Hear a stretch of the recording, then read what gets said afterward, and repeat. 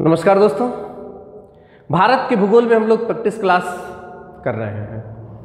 Practice class की आज की जो क्लास है ये 5वीं क्लास है। इसके पहले हमने 4 क्लासेस प्रैक्टिस क्लास की करा दी हैं। जो इसके पहले की 4 क्लासेस प्रैक्टिस क्लास की हुई हैं वो अब तक हमने भारत के भूगोल में जितना भी विस्तृत तौर पर पाठ्यक्रम करा दिया है वो सब उस पर आधारित था और उसी पर आधारित जो आए हुए सवाल थे उनको हमने उसमें संकलित किया था तथा जो सवाल आने वाली परीक्षाओं में संभावित हैं उनको भी हमने उसमें सम्मिलित किया था। परंतु आज की जो क्लास है ये पूरी तरीके से एसएससी सीजीएल और एसएससी सीएचएसएल की परीक्षाओं में 17, 18 और 19 2017, 18 और 2019 में जो एसएससी सीएचएसएल और एसएससी सीजीएल की परीक्षाओं में जो भूगोल से संबंधित सवाल आए हैं हमने उनको आज की क्लास में अर्थात आज की जो प्रैक्टिस क्लास है इसमें संकलित किया है, इसलिए बहुत महत्वपूर्ण है। आइए प्रारंभ करते हैं आज की क्लास। पहला सवाल है कि निम्नलिखित में से सही जोड़ा कौन सा है। इसमें राजधानियां दी गई हैं और राज्य दिए गए हैं, ठीक है ना। 3 गलत है, एक इसमें सही वाले को आपको बताना है। तो राजधानियां असम ईटानगर जोड़ा बना हुआ है, अरुणाचल प्रदेश गुवाहाटी, त्रिपुरा अगरतला और नागालैंड शिलांग। इसमें जो चारों राज्य हैं ये 7 सिस्टर के राज्य हैं, तथा पूर्वोत्तर भारत के जो राज्य हैं वहाँ से ये चारों राज्य उठाए गए हैं, ठीक है ना। पूर्वोत्तर भारत के जो राज्य हैं इसमें कुल 7 राज्य हैं और 7 राज्यों में जो इनकी राजधानियां हैं परीक्षाओं की दृष्टि से बहुत महत्वपूर्ण होती हैं, ठीक है ना। ज़्यादातर अगर किसी राज्य की राजधानी आता है, भारत में किसी परीक्षा में राजधानी आता है तो ज़्यादातर ये संभावना रहती है कि वो पूर्वोत्तर भारत के राज्यों की राजधानियों से सवाल पूछे। तो आइए देखते हैं। इसमें जो असम है, असम का क्षेत्र जो लगता है ये बीच में जो है ये असम है। असम की राजधानी दिसपुर यहाँ है, ये असम की राजधानी है दिसपुर, ये यहाँ है। इसके अलावा ये अरुणाचल प्रदेश है, अरुणाचल प्रदेश की राजधानी ईटानगर, अरुणाचल प्रदेश की राजधानी है ईटानगर। इसके अलावा ये जो पूर्वोत्तर सीमाओं से, पूर्वी सीमा से लगे हुए जो भारत के राज्य हैं इसमें है नागालैंड, मणिपुर और मिजोरम। नागालैंड की राजधानी कोहिमा, मणिपुर की राजधानी इम्फाल और मिजोरम की राजधानी आइजोल है, ठीक है ना। इसके अलावा ये त्रिपुरा है, त्रिपुरा की राजधानी अगरतला और मेघालय, ये मेघालय है, मेघालय की राजधानी शिलांग। इस तरीके से ये 7 सिस्टर के राज्य हैं, ठीक है ना। इसी आधार पर क्वेश्चन को देखते हैं। मैंने बताया असम की राजधानी दिसपुर है तो ये सही नहीं है। अरुणाचल प्रदेश की राजधानी मैंने बताया ईटानगर है तो ये भी सही नहीं है। त्रिपुरा की राजधानी अगरतला, सही आंसर है त्रिपुरा की राजधानी अगरतला, त्रिपुरा की राजधानी यहाँ पर अगरतला है। इसके अलावा नागालैंड की राजधानी जो है वो शिलांग ना होकर के नागालैंड की राजधानी है कोहिमा, ठीक है ना। तो ये रहा, इसका सही आंसर होगा त्रिपुरा अगरतला, ये सही जोड़ा है। अगला सवाल है कामाख्या मंदिर किस राज्य में स्थित है। कामाख्या देवी या हिंदू मैथोलॉजी में जो शक्तिपीठ होते हैं 51 शक्तिपीठ होते हैं, उन शक्तिपीठों में से एक शक्तिपीठ है जिसे कहते हैं कामाख्या और ये जो मंदिर है ये असम में स्थित है, असम में स्थित है कामाख्या मंदिर, ठीक है ना। एक शक्तिपीठ है ये। अगला सवाल है गुरु शिखर किस पर्वत श्रेणी की सर्वोच्च चोटी है। गुरु शिखर, ठीक है ना। गुरु शिखर ऑप्शन दिए गए हैं सह्याद्री, पूर्वांचल, अन्नामलाई और अरावली, ठीक है ना। यहाँ पे इसे हम कहते हैं सह्याद्री। यहाँ पर जो पश्चिमी तट है उसके समानांतर एक पर्वत का विस्तार होता है भारत में, इसे हम सह्याद्री कहते हैं। यहाँ राजस्थान में एक पर्वत का विस्तार हुआ है जिसे हम बोलते हैं अरावली, ठीक है ना, इसे कहते हैं अरावली। पूर्वांचल और अन्नामलाई, अन्नामलाई इस श्रेणी को अर्थात सह्याद्री का ही जो नीचे का हिस्सा है कर्नाटका और केरल वाला इसको अन्नामलाई कहा जाता है और पूर्वांचल वाला जो है ये विंध्य की जो श्रृंखलाएं हैं इसे पूर्वांचल कहा जाता है। यहाँ पे जो पर्वत है एक श्रृंखला इस तरीके से विस्तृत होती है, इसे हम कहते हैं विंध्य पर्वत, और एक और इसी तरीके से श्रृंखला यहाँ पर विस्तृत होती है, भ्रंश पर्वत है यह है सतपुड़ा, ठीक है ना। तो यह है सह्याद्री, यह है अरावली, यह है विंध्य और यह है सतपुड़ा। तो ये विंध्य जो है इसी को पूर्वांचल कहा जाता है, ठीक है ना। तो अरावली की जो सर्वोच्च चोटी है वो अरावली के सबसे दक्षिणी भाग में है और इसका नाम है गुरु शिखर। अरावली की सर्वोच्च चोटी है यहाँ पे और इसका नाम है गुरु शिखर। गुरु शिखर किस पर्वत श्रेणी की सर्वोच्च चोटी है? सही आंसर होगा अरावली की सर्वोच्च चोटी। अगला सवाल है कि किसको सह्याद्री पर्वतमाला भी कहा जाता है? किसको सह्याद्री पर्वतमाला भी कहा जाता है? मैंने ही बताया था कि पश्चिमी तट के समानांतर भारत में जिस पर्वत का विस्तार हुआ है, ठीक है ना, ये पश्चिमी घाट है, इसको पश्चिमी घाट कहा जाता है और इसी को सह्याद्री कहा जाता है। इसी का नाम है पश्चिमी घाट या फिर इसी का नाम है सह्याद्री, ठीक है ना। सह्याद्री श्रेणी इसी को कहा जाता है, ये पश्चिमी तट के समानांतर इसका विस्तार हुआ है। तो सही आंसर होगा क्या होगा कि किसको सह्याद्री पर्वतमाला भी कहा जाता है? सह्याद्री पर्वतमाला, पश्चिमी घाट को सह्याद्री पर्वतमाला भी कहा जाता है। अगला सवाल है कि रायपुर किस भारतीय राज्य की राजधानी है? रायपुर किस भारतीय राज्य की राजधानी है? रायपुर जो है ये छत्तीसगढ़ यहाँ पर है, ठीक है ना। छत्तीसगढ़ की राजधानी है रायपुर, तो इसका सही आंसर होगा छत्तीसगढ़। अगला बहुत महत्वपूर्ण सवाल है, कौन सा राज्य बावड़ियों के लिए प्रसिद्ध है?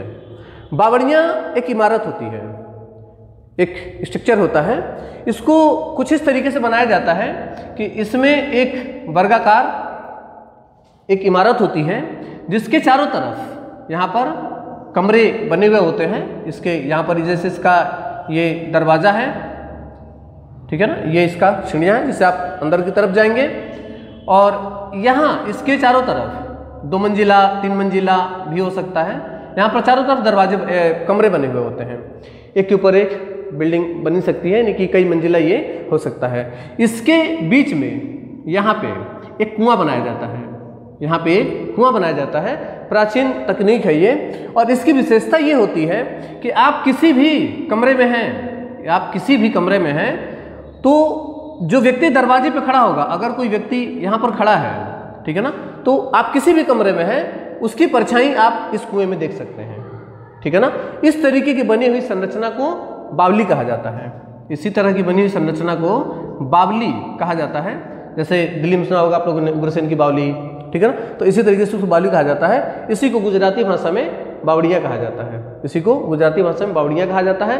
तो बावड़िया है ये किसके लिए, कौन सा राज्य जो है जहाँ पर सबसे अधिक बावड़ियाँ पाई जाती हैं? सही आंसर होगा गुजरात। गुजरात में पाटन, पाटन में रानी की एक बावली है, रानी की एक बावड़ी है और उसे 2014 में, रानी की बावड़ी को 2014 में यूनेस्को के द्वारा विश्व धरोहर में शामिल किया गया था। बहुत महत्वपूर्ण पॉइंट है ये, पूछा जा सकता है कि 2014 में या गुजरात के किस बावली को यूनेस्को के द्वारा विश्व धरोहर में शामिल किया गया। तो विश्व धरोहर में शामिल भारत की जो बावड़ियां हैं उसमें से गुजरात की जो रानी की बावली है ये भी उसमें शामिल है, जो कि कहाँ पर, गुजरात के पाटन में स्थित है। अगला सवाल है कि भारत का सबसे बड़ा संघ राज्य क्षेत्र कौन सा है? भारत का सबसे बड़ा संघ राज्य क्षेत्र जो है वो कौन सा? संघ राज्य क्षेत्र अर्थात केंद्र शासित प्रदेश। भारत का सबसे बड़ा केंद्र शासित प्रदेश लद्दाख है। अगला सवाल है कि राष्ट्रीय पोषण संस्थान किस राज्य में स्थित है? राष्ट्रीय पोषण संस्थान किस राज्य में स्थित है? उस्मानिया जो विश्वविद्यालय है, उस्मानिया विश्वविद्यालय का एक अनुसंधान संस्थान है ये। इसमें राष्ट्रीय पोषण को लेकर के कार्यक्रम चलते हैं, ठीक है ना। ये पहले आंध्र प्रदेश में हुआ करता था, अर्थात जब तेलंगाना और आंध्र प्रदेश डिवाइड नहीं था तो ये मुख्यतः हैदराबाद में है। ये जो है हैदराबाद में स्थित है और वर्तमान में हैदराबाद जो है वो तेलंगाना के अंदर स्थित है, ठीक है ना। तेलंगाना की राजधानी हैदराबाद। तो राष्ट्रीय पोषण संस्थान जो है किस राज्य में है? तेलंगाना में। तेलंगाना में कहाँ? हैदराबाद में। तेलंगाना के हैदराबाद में है राष्ट्रीय पोषण संस्थान। अगला सवाल है, काफी महत्वपूर्ण है, किस शहर के निकट पालीताना मंदिर स्थित है? पालीताना मंदिर एक जैन मंदिर है। पालीताना मंदिर एक जैन मंदिर है जो कि गुजरात के भावनगर के समीप स्थित है। गुजरात के भावनगर के समीप स्थित है। एक जैन मंदिर है और 1311 में इसका निर्माण हुआ था। सन 1311 में इसका निर्माण किया गया था। ठीक से याद रखेंगे, बहुत महत्वपूर्ण सवाल है। पूछा गया किस शहर के निकट पालीताना मंदिर है, तो पालीताना मंदिर एक जैन मंदिर है जिसका निर्माण 1311 में किया गया था, जो कि भावनगर के निकट है। अगला सवाल है कि मुंबई उच्च तेल क्षेत्र कहां पर स्थित है। उच्च तेल क्षेत्र अर्थात मुंबई हाई। भारत में पेट्रोलियम के बहुत कम क्षेत्र हैं और ये मुंबई है। मुंबई से 176 किलोमीटर समुद्र में अंदर यहां पर एक छोटा सा द्वीप है, ठीक है ना, इसका नाम है मुंबई हाई। तो यहां पर स्थित है अरब सागर में मुंबई हाई जो है, भारत में 60% पेट्रोलियम का उत्पादन यहां से होता है। भारत के जो पेट्रोलियम का उत्पादन हो रहा है उसका 60% पेट्रोलियम का उत्पादन मुंबई हाई से यहां से किया जाता है, जो कि कहां पर है, अरब सागर में स्थित है। तो ये देखते हैं, ऑप्शन होगा कि मुंबई हाई तेल क्षेत्र कहां पर स्थित है। ऑप्शन है अरब सागर का महाद्वीपीय शेल्फ, पश्चिमी तटीय मैदान, पश्चिमी घाट तथा दक्षिण का आंतरिक भाग। सही आंसर होगा अरब सागर का महाद्वीपीय शेल्फ, अरब सागर में स्थित है। ये कहेंगे अरब सागर का जो महाद्वीपीय शेल्फ है यहां पर ये स्थित है। अगला सवाल है कि पाल घाट किन दो राज्यों को जोड़ता है। पाल घाट किन दो राज्यों को जोड़ता है। दर्रा, दो पर्वतों के बीच में जो आने जाने का रास्ता होता है, दो पर्वतों के बीच में जो आने जाने का रास्ता होता है उसे दर्रा कहा जाता है। लेकिन इसी दर्रे को, इन्हीं दर्रों को सह्याद्री में घाट कहा जाता है। तो दो दर्रे आपके यहां महाराष्ट्र में है और दो दर्रे जो हैं वो आपके यहां केरला में है, ठीक है ना। तो पाल घाट यहां पर स्थित है, इसका नाम है पाल घाट। इधर है केरल और यह है तमिलनाडु। यहां पर है केरल और इधर है तमिलनाडु।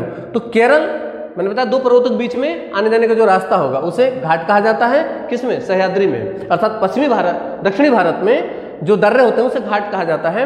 तो सह्याद्री में अगर कोई व्यक्ति यहाँ पर केरल में है और उसे तमिलनाडु आना है तो वो इसी दर्रे से पार करके इधर आएगा, नाम है पाल घाट। ये जो नीचे है ये इसका नाम है सनकोट्टा, ठीक है ना। ऊपर जो महाराष्ट्र में है थाल घाट और भोर घाट, थाल घाट और भोर घाट जो है ये महाराष्ट्र में यहाँ पर स्थित है, ठीक है ना। इस तरीके से सह्याद्री में कुल 4 जो है दर्रे पाए जाते हैं।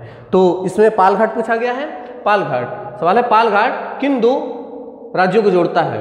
तो सही आंसर होगा केरल को तमिलनाडु से जोड़ने का काम करता है पाल घाट, ठीक है ना। अगला सवाल है चिल्का झील कहाँ स्थित है। चिल्का झील यहाँ पर है और यह है उड़ीसा में। यह है चिल्का झील। चिल्का झील एक लैगून झील है। लैगून झील का क्या मतलब होता है, जब समुद्र का जल, जैसे कि सतह है, इधर जमीन है, इधर समुद्र है, तो जब समुद्र का जल सतह के अंदर चला जाता है और इसका मुहाना यहाँ पर अपने ही द्वारा लाए गए अवसादों से बंद हो जाता है और इस तरीके से समुद्र का जल यहाँ पर जमा हो जाता है। इस तरीके से बने हुए झीलों को लैगून झील कहा जाता है। तो चिल्का झील एक प्रकार का लैगून झील है, ठीक है ना। भारत की सबसे बड़ी खारे पानी की झील चिल्का झील है। विश्व की दूसरी सबसे बड़ी खारे पानी की झील चिल्का झील है, ठीक है ना। तो ये चिल्का झील की प्रमुख विशेषता है। कहाँ पर है, उड़ीसा में, इस स्थान पे, ठीक है। तो इसका सही आंसर होगा, क्या पूछा गया है, चिल्का झील कहाँ पर स्थित है, उड़ीसा, बिहार, महाराष्ट्र या राजस्थान। सही आंसर होगा उड़ीसा, ठीक है। भारत का क्षेत्रफल पाकिस्तान से लगभग कितना गुना अधिक है, कितना गुना बड़ा है। इसका सही आंसर है 4 गुना, 4 गुना अधिक बड़ा है। अगला है कि सबरीमाला किस राज्य में स्थित है। सबरीमाला बहुत महत्वपूर्ण सवाल है, ठीक है ना। सबरीमाला किस राज्य में स्थित है। सबरीमाला एक विष्णु भगवान को समर्पित मंदिर है, केरल में स्थित है, केरल में स्थित है। और पेरियार टाइगर रिजर्व के अंदर ही ये बना हुआ है। और इस मंदिर की जो प्रमुख विशेषता है वो ये है कि महिलाओं का प्रवेश यहाँ पर वर्जित है। इस मंदिर में महिलाएं नहीं जा सकती हैं। अगला सवाल है कि भारत का सबसे ऊंचा पठार कौन सा है। सबसे ऊंचा पठार, तो भारत का सबसे ऊंचा पठार है लद्दाख, ठीक है ना। इसे विश्व की छत भी कहा जाता है, इसे विश्व की छत भी कहा जाता है। अगला सवाल है कि किस स्थल को सतपुड़ा की रानी कहा जाता है। किस स्थल को सतपुड़ा की रानी कहा जाता है। पंचमढ़ी, धूपगढ़ी, नीलगिरी, कार्डामम। तो नीलगिरी और कार्डामम तो दक्षिण में है, तो होंगे ही नहीं। पंचमढ़ी धूपगढ़ इसकी सबसे ऊंची चोटी है, लेकिन पंचमढ़ी को सतपुड़ा की रानी कहा जाता है। पंचमढ़ी को सतपुड़ा की रानी कहा जाता है। अगला सवाल है कि प्रायद्वीपीय भारत की जो सर्वोच्च चोटी है, प्रायद्वीपीय भारत जो दक्षिण भारत है और तटबिंदु पर्वत के नीचे जो क्षेत्र है, तो इसे प्रायद्वीपीय भारत कहा जाता है। प्रायद्वीपीय भारत की सर्वोच्च चोटी, सह्याद्री की सर्वोच्च चोटी, नाम है अन्नामुदी। यह दक्षिण भारत की सबसे ऊंची चोटी है, ठीक है ना। उसके बाद दूसरा, दक्षिण भारत की दूसरी सबसे ऊंची चोटी यहां पर है, नाम है डोडो बेट्टा। दक्षिण भारत की तीसरी सबसे ऊंची चोटी ओडिशा में है, यहां पे नाम है महेंद्रगिरी, ठीक है ना। ये तीनों बहुत महत्वपूर्ण होते हैं, पूछा जाता है सवाल। जैसे कि सह्याद्री की सर्वोच्च चोटी कौन सी है? अन्नामुदी। दक्षिण भारत की सर्वोच्च चोटी अन्नामुदी, ठीक है ना। अगला सवाल, नीलगिरी की सर्वोच्च चोटी, नीलगिरी की सर्वोच्च चोटी डोडो बेट्टा। दक्षिण भारत की दूसरी सबसे ऊंची चोटी क्या है? डोडो बेट्टा। अगला सवाल कि पूर्वी घाट की सर्वोच्च चोटी महेंद्रगिरी, और दक्षिण भारत की तीसरी सबसे ऊंची चोटी महेंद्रगिरी। ये तीनों सवाल तीनों पर्वत से 6 तरीके से बनते हैं, बहुत महत्वपूर्ण होते हैं। तो मुझे उम्मीद आपको समझ में आ गया होगा कि प्रायद्वीपीय भारत की सर्वोच्च चोटी जो है वह है अन्नामुदी। ये अन्नामलाई श्रेणी के अंतर्गत आता है, जो कि केरल में स्थित है। अगला सवाल है कि भारत का कौन सा ऐसा संघ शासित प्रदेश है जिसमें कुल 4 जिले हैं, परंतु किसी भी जिले की सीमा एक दूसरे से नहीं मिलती है? आइए देखते हैं। यहां पे एक जिला है, नाम है माहे, ठीक है। एक जिला यहां पर है और एक जिला यहां पर है तमिलनाडु में। ये केरल में है माहे, और यह तमिलनाडु के तट पे, नाम है पुदुचेरी, और दूसरे का नाम है कराईकल, और एक है यहाँ पे और उसका नाम है यनम। ये 4 जिले हैं, यनम, पुदुचेरी, कराईकल और माहे। इन चारों को मिला करके एक केंद्र शासित प्रदेश बनता है जिसका नाम है पुदुचेरी। लेकिन ये चारों जिले 4 अलग अलग जगहों पर हैं, इसी वजह से इनकी सीमाएं आपस में नहीं मिलती हैं। एक राज्य के 4 जिले 3 राज्यों में विस्तृत हैं, अलग अलग स्थानों पर विस्तृत हैं, इस वजह से इनकी सीमाएं आपस में नहीं मिलती हैं, और इन चारों को मिलाकर के भारत का एक केंद्र शासित प्रदेश बनता है जिसका नाम है पुदुचेरी। तो सही आंसर होगा पुदुचेरी। अगला सवाल है कि झारखंड के उत्तर में स्थित है। झारखंड कहां पर है? यहां पर है झारखंड। ये जो जगह है ये झारखंड, और झारखंड के उत्तर में यहां पर क्या है? बिहार। यहां पर स्थित है बिहार, यह पश्चिम बंगाल, और यह है उत्तर प्रदेश, ठीक है ना। यहाँ पर उत्तर प्रदेश है, बिहार, पश्चिम बंगाल, झारखंड उसके नीचे है, क्योंकि इसी में से टूट करके ये बना था। तो सही आंसर होगा बिहार। अगला सवाल है कि भारत में कितने संघ शासित प्रदेश हैं? भारत में कितने संघ शासित प्रदेश हैं? वर्तमान में भारत में 8 संघ शासित प्रदेश हैं। 8 संघ शासित प्रदेश हैं। आइए उनको इंडिकेट करते हैं कहाँ कहाँ वो हैं, ठीक है ना। तो सबसे पहले ऊपर से नीचे की तरफ आते हैं। सबसे पहले यहाँ पर 2 तो यहीं पर है, एक यहाँ और इसी से लगा हुआ है एक यहाँ, ठीक है ना।